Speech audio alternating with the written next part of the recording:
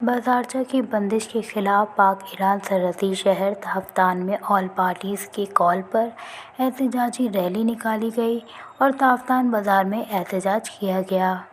Rally Quli station سے تافتان سے شروع ہو کر مختلف شاہراہوں سے ہوتی ہوئی تافتان بازار میں احتجاجی مظاہرے کی شکل اختیار کر گئی۔ مظاہرین نے بازارچہ گیٹ کی بندش کے خلاف نعرے بازی کی۔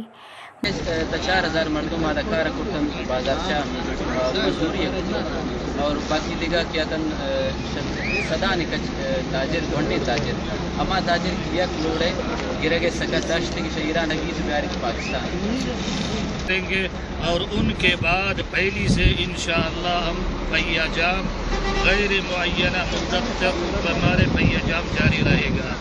مظاہرین سے نو منتخب کونسلر آصف برہان سعی، مولوی نجیب اللہ محمد حسنی، حاجی شوکت عیسیٰ سعی اور نو منتخب کونسلر میر بلال محمد حسنی نے خطاب کرتے ہوئے کہا، بازارچہ گیٹ گزشتہ ایک سال سے بند ہے، جس کی وجہ تافتان سمیت ضلع چاکی کے ہزاروں مزدور فاقہ کشی پر مجبور اور سینکڑوں چھوٹے تاجر بے روزگار ہو گئے ہیں۔